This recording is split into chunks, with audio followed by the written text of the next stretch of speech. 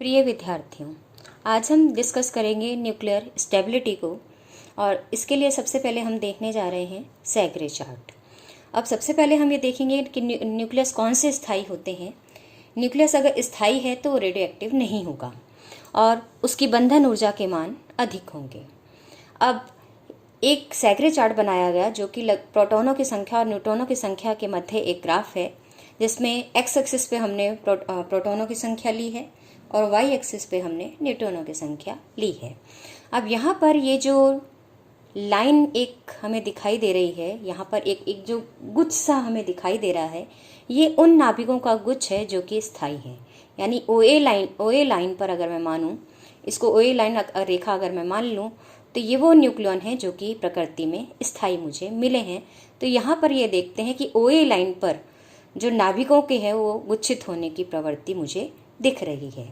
अब यहाँ पर ये ये ग्राफ जो हमने बनाया है, ये उन नाभिकों के लिए बनाया है जो प्राकृतिक रूप से मुझे प्राप्त होते हैं और जिनके लिए की जो परमाणु संख्या है वो 84 के आसपास है। यहाँ अगर हम देखें तो ये 80 से 90 के बीच, ये 84 के आसपास ये ग्राफ जा रहा है। तो इसका मतलब ये प्राकृतिक रूप से उन नाभिकों के लिए है जिनके के लिए जेड का मान लेस देन और इक्वल टू 84 के आसपास है। अब यहाँ पर अगर हम देखें तो ये वाली रेखा जो 45 डिग्री पे एक स्ट्रेट लाइन बन रही है, ये है n=z लाइन। यानी कि वो लाइन है जिस पर कि न्यूट्रॉनों की संख्या प्रोटॉनों की संख्या के बराबर है।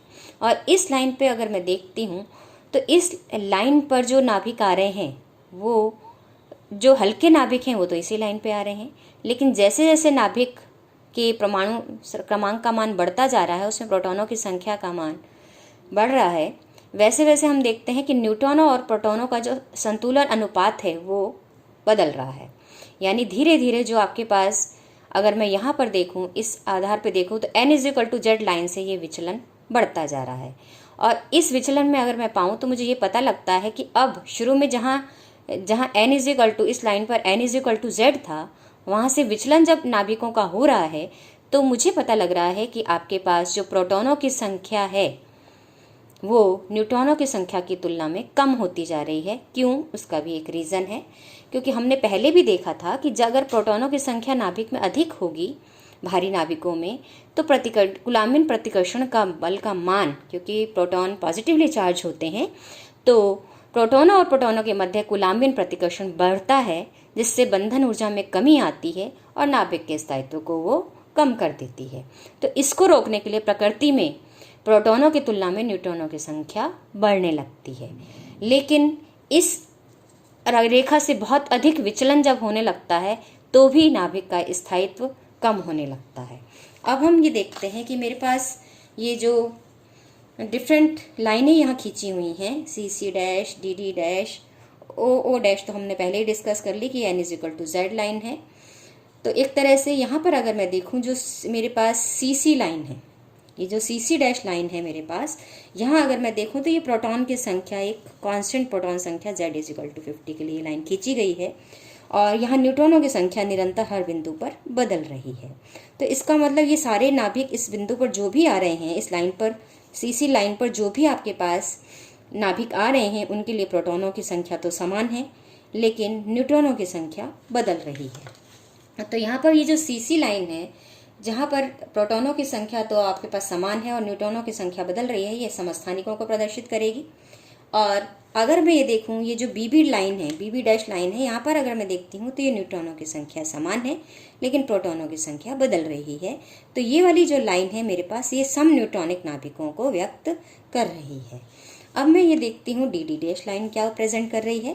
तो DD डैश लाइन को जब मैं देखती हूँ तो यहाँ मैं पाती हूँ कि यहाँ 60 है तो ये 0 है, यहाँ 60 है तो ये 0 है। मतलब प्रोटॉनों की संख्या अगर 60 है तो न्यूट्रॉनों की संख्या 0 है, यहाँ न्यूट्रॉनों की संख्या 60 है तो प्रोटॉनों की संख्या 0 है इस लाइन पर। और इस लाइन पर कहाँ, यहीं कहाँ, इस बिंदु पर अगर मैं देखूँ तो न्यूट्रॉनों की संख्या 40 है तो प्रोटॉनों की संख्या 20 है। और यहाँ अगर मैं लाइन खींच दूँ तो यहाँ से अगर, यानी कि प्रोटॉनों की संख्या अगर के मैं 30 पे लाइन खींच दूँ तो यहाँ पर अगर ये 30 है तो ये भी मेरे पास प्रोटॉनों की संख्या भी 30 है। ये 40 प्रोटॉनों की संख्या है तो न्यूट्रॉनों की संख्या 20 है। यानी ओवरऑल अगर हम देखें तो आपके पास प्रोटॉनों और न्यूट्रॉनों की संख्या का जो योगफल है वो एक स्थिर है, और वो नाभिक प्रोटॉनों और न्यूट्रॉनों की संख्या का योगफल हम जानते हैं द्रव्यमान संख्या होती है। और चूंकि द्रव्यमान संख्या ये एक ही है, रह रही है इस पूरी लाइन पर जितने भी नाभिक आ रहे हैं, ये एक तरह से A=60 के लिए ये खींची गई लाइन है यहाँ पर। तो इसका इस तरह की जो भी रेखाएं हम खींचेंगे इस ग्राफ पर, वो रिप्रेजेंट करेंगे आपके समभारिक नाभिकों को। तो सैगरे चार्ट से हम समभारिक नाभिकों को भी दिखा सकते हैं, समस्थानिकों को भी दिखा सकते हैं, और सम न्यूटॉनिक को भी दिखा सकते हैं। तो ये मुझे सैगरे चार्ट बता रहा है कि जितना अधिक n/z से विचलन होगा वो निर्धारित करेगा कि नाभिक कितना स्थायी है। जो हल्के नाभिक स्थायी हैं उनके लिए n/z का मान 1 के बराबर है, और जो मध्यम और भारी नाभिक हैं उनके लिए n>z है। परंतु ये मान 1.5 से अधिक नहीं हो सकता है, क्योंकि ज़्यादा अधिकता होने पर भी नाभिक अस्थायी हो जाएगा। और ये भी पाया गया है इसमें कि जो समसम नाभिक हैं वो अधिक स्थायी होते हैं। समसम नाभिक का अर्थात मतलब क्या होता है मेरे पास, वो नाभिक जिनमें कि प्रोटॉनों की संख्या भी सम है और न्यूट्रॉनों की संख्या भी सम है। और सम विषम नाभिक का मतलब उसमें न्यूट्रॉनों की संख्या सम है तो z विषम है, अगर n विषम है तो z सम है, यानी एक राशि सम है तो दूसरी राशि विषम है। तो ऐसे नाभिक ऑड इवन या इवन ऑड न्यूक्लियाई कहलाते हैं। और अगर ये दोनों ही न्यूक्लियाई नंबर, जो न्यूक्लियनों की संख्या है, ये दोनों ही ऑड हो जाए तो ये दोनों ऑड न्यूक्लियाई होते हैं। और प्रकृति में ऐसा पाया गया कि इवन न्यूक्लियाई सर्वाधिक स्थायी हैं और ऑड न्यूक्लियाई जो हैं सर्वाधिक अस्थायी हैं। तो यहाँ पर एक टेबल हम देखते हैं, बनाते हैं प्रकृति के में जो स्थायी नाभिक पाए जाते हैं उसके आधार पर। तो ये मैंने दर्शाई है आपके पास, पहले कॉलम में दर्शाई गई है न्यूट्रॉनों की संख्या, दूसरे कॉलम में दर्शाई गई है प्रोटॉनों की संख्या, और तीसरे कॉलम में दर्शाया गया है द्रव्यमान संख्या को। और ये स्थायी नाभिकों की संख्या प्रकृति में कितनी मिल रही है अगले कॉलम में हमने उसको दिखाया है। और यहाँ हमने दिखाया है कि कितनी परसेंटेज प्रकृति में इस हिसाब से इनकी नाभिकों की उपलब्ध है। तो यहाँ पर अगर n इवन है, z इवन है, यानी ये दोनों इवन है, तो a का मान चूंकि n+z होता है तो ये भी इवन हो जाएगा। और प्रकृति में ऐसे स्थायी नाभिकों की संख्या पाई गई है 162। और अगर n विषम है, z सम है, तो यानी इवन ऑड से जो n+z हम करेंगे तो मुझे ऑड मिल जाएगा। और ऐसे स्थायी नाभिकों की संख्या प्रकृति में पाई गई है 55। n सम है, z विषम है, यानी कि a पुनः विषम है, और ऐसी जो स्थायी नाभिकों की संख्या पाई गई है वो प्रकृति में 53 पाई गई है। और n विषम है, z भी विषम है, तो दोनों विषम संख्याओं का योगफल यानी a सम हो जाएगा। और ऐसे नाभिकों की संख्या प्रकृति में 4 ही केवल पाई गई है जो स्थायी हैं। तो इसका अगर इन सबका मैं टोटल करूं तो ये 274 आ जाता है। तो 274 में से 162 नाभिक स्थायी हैं जो कि इवन है। इसका मतलब ये हो गया 59% के आसपास ऐसे नाभिक हैं इवन जो कि स्थायी हैं। अब ऑड इवन का देखती हूँ तो 55 और 53 लगभग दोनों ही 20% के आसपास आते हैं। तो विषम न्यूक्लियाई जो नाभिक हमें मिलते हैं प्रकृति में स्थायी वो लगभग 20% हैं। और विषम न्यूक्लियाई का जब मैं देखती हूँ तो ये 1.45 केवल ऐसे नाभिक हैं जो कि प्रकृति में स्थायी मुझे मिलते हैं। तो स्थायित्व का सीधा सीधा संबंध इस टेबल से मुझे पता लगता है कि n और z की संख्या से रिलेटेड है, कि किसी भी नाभिक में n की संख्या यानी न्यूट्रॉन की संख्या कितनी है और प्रोटॉनों की संख्या कितनी है। अब यहाँ पर ऐसा भी पाया गया है, अब एक प्रश्न यहाँ उठ जाता है कि जैसे कुछ हल्के नाभिकों को मैं लूँ, helium 3, beryllium 7, nitrogen 13, oxygen 15, neon 18, magnesium 23, इन सब में प्रोटॉनों की संख्या न्यूट्रॉनों से अधिक है। यहाँ प्रोटॉनों की संख्या 2, न्यूट्रॉनों की संख्या 1, यहाँ प्रोटॉनों की संख्या 4, न्यूट्रॉनों की संख्या 3, इसमें प्रोटॉनों की संख्या 7, न्यूट्रॉनों की संख्या 6, ऑक्सीजन में प्रोटॉनों की संख्या 8, 15 में न्यूट्रॉनों की संख्या 7, इसी तरह यहाँ पर प्रोटॉनों की संख्या 10 तो न्यूट्रॉनों की संख्या 8, यहाँ पर ये 12 है प्रोटॉनों की संख्या तो यहाँ पे 11। तो इस तरह सभी नाभिकों में प्रोटॉनों की संख्या न्यूट्रॉनों से अधिक है। लेकिन फिर भी ऐसे नाभिकों का अस्तित्व बहुत समय के लिए होता है, ऐसा क्यों है? अब इसका जवाब जब हम ढूंढते हैं तो मुझे अच्छे से पता है कि जब प्रोटॉनों की संख्या अधिक होगी तो कुलाम्बिन प्रतिकर्षण का बल का मान अधिक होगा। चूंकि यहाँ पर पूरा जो मास नंबर है उसका मान चूंकि कम है, न्यूक्लियनों की संख्या नाभिक में कम है, इसलिए आपके पास कुलाम्बिन प्रतिकर्षण का बल का मान नाभिकीय बलों से अधिक हो जाएगा। क्योंकि ये हल्के नाभिक हैं इसलिए ये नाभिक के बल कम होने की वजह से, कूलाम्बियन बल अधिक होने की वजह से नाभिक कैसे हो जाएंगे, अस्थायी हो जाएंगे। और अस्थायी होने से इनका हमारे पास प्रकृति में ये मुझे कम समय के लिए उपलब्ध होंगे। जबकि अगर नाभिक भारी हो जाता है तो भारी होने पर जो न्यूक्लियर फोर्सेस हैं उनका मान अधिक हो जाता है। किसकी तुलना में? कूलाम्बियन प्रतिकर्षण बलों की तुलना में। क्यों? क्योंकि भारी नाभिकों में न्यूट्रॉनों की संख्या अधिक होती है बजाय प्रोटॉनों की, जबकि यहाँ पर प्रोटॉनों की संख्या अधिक है न्यूट्रॉनों से। और भारी नाभिकों में आपके पास न्यूट्रॉनों की संख्या अधिक हो जाती है प्रोटॉनों से, इसलिए नाभ के स्थायित्व का मान बढ़ता है। क्यों? क्योंकि नाभ के बल ज़्यादा प्रबल हो जाते हैं बजाय कूलाम्बियन प्रतिकर्षण बलों के। तो ये था आपके पास हल्के नाभिकों और भारी नाभिकों का अंतर कि, और भारी नाभिक भी, बहुत अधिक भारी नाभिकों की भी हम बात नहीं कर रहे हैं। और बहुत अधिक भारी नाभिक जैसे यूरेनियम है, प्लूटोनियम है, ये भी रेडियो एक्टिव हो जाते हैं, यानी ये भी नाभिक अस्थायी होते हैं। अब हम देखते हैं एक और चार्ट, और वो एक और चार्ट मेरे पास है आपके पास, और वो है यहाँ अब रिवर्स एक चार्ट दिखाया गया है। वहाँ पर पहले मेरे पास प्रोटॉनों की संख्या का नंबर था मेरे पास x पर, यहाँ पर न्यूट्रॉनों की संख्या x पर है, प्रोटॉनों की संख्या मेरे पास y पर है। ग्राफ वैसा ही है, ये वही सैग्रे चार्ट ही है जो कि मुझे ये लाइन है, OA लाइन इसको मैं कह रही हूँ, ये वही स्थायी नाभिकों के गुच्छ को प्रदर्शित कर रही है यहाँ पर, यानी स्थायी नाभिकों में OA लाइन के अक्रॉस गुच्छित होने की प्रवृत्ति है। अब यहाँ पर थोड़ा सा ये दिखाया गया है आपके पास कि यहाँ पर हमने दिखाई है एक न्यूट्रॉन ड्रिप लाइन, यहाँ दिखाई है प्रोटॉन ड्रिप लाइन। ये दोनों लाइनें ये बता रही हैं कि इस क्षेत्र के बीच में जो न्यूक्लियाई आएंगे वो प्रोटॉन एमिशन और न्यूट्रॉन एमिशन के लिए स्थायी होंगे। अब यहाँ पर क्योंकि ये हम जानते हैं कि प्रोटॉन न्यूट्रॉन का कोई भी कॉम्बिनेशन एक स्थायी नाभिक देगा, ये ज़रूरी नहीं होता है।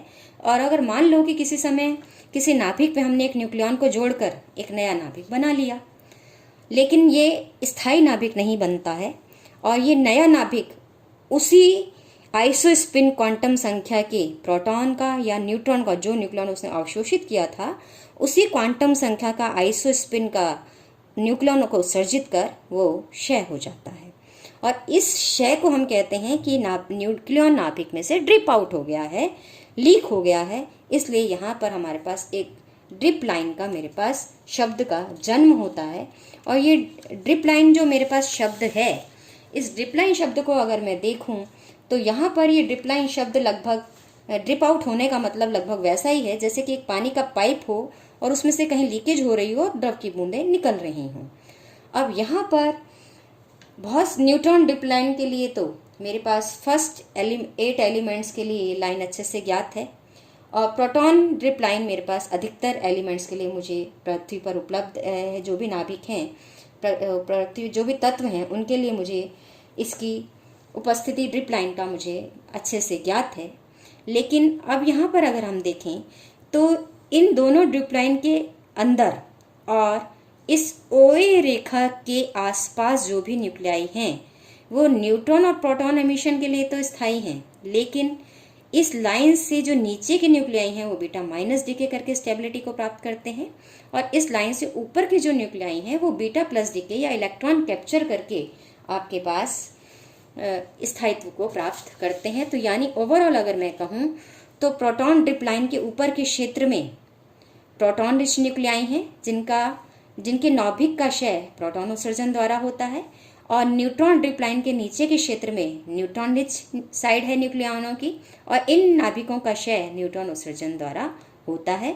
इन दोनों लाइन के मध्य OA रेखा पर स्थायी नाभिक मुझे मिलते हैं, और इसके दोनों ओर, OA रेखा के दोनों ओर, जैसे मैंने पहले भी कहा है कि क्षय होगा नाभिक, और स्थायित्व को प्राप्त करेगा किसके द्वारा क्षय होगा, या तो बीटा माइनस डीके द्वारा या बीटा प्लस डीके और इलेक्ट्रॉन कैप्चर द्वारा।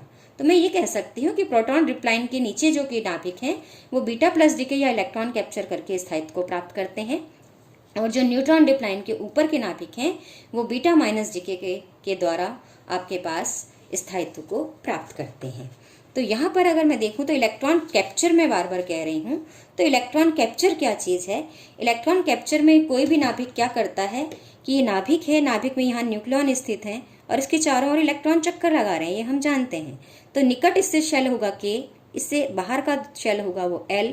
तो नाभिक क्या करता है, इस शेल से स्थित इलेक्ट्रॉन को अपनी ओर खींच लेता है, और जब ये इलेक्ट्रॉन इस नाभिक के न्यूक्लियन के द्वारा खींचा जाता है तो प्रोटॉन न्यूट्रॉन में बदल जाता है और एक न्यूट्रिनो का भी उत्सर्जन होता है। यानी कि अभिक्रिया जो होती है वो हो जाती है कि प्रोटॉन ने एक इलेक्ट्रॉन को ग्रहण कर लिया इस के शेल से, और ये बन जाता है न्यूट्रॉन में, और साथ में एक पार्टिकल निकलता है जिसे हम न्यूट्रिनो कहते हैं।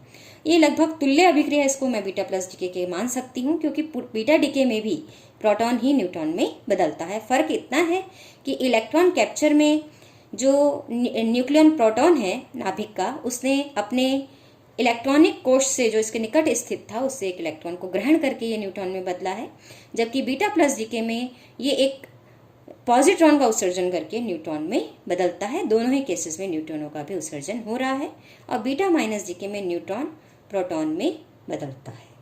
तो यहाँ पर ये था कि मेरे पास में किस आधार पर ये जो मेरे पास प्रोटॉन और न्यूट्रॉन का नंबर है उसके आधार पर नाभिकीय स्थायित्व की व्याख्या मैं करती हूँ। और ये मुझे अब अच्छे से दिख रहा है कि आपके पास जो भी ऐसे नाभिक हैं जिनमें कि N और Z का रेशो आपके पास एकांक नहीं है, या फिर हम कहें कि नाभिकीय स्थायित्व को निर्धारित करने वाला महत्वपूर्ण रेशो है प्रोटॉन न्यूट्रॉन रेशो। धन्यवाद।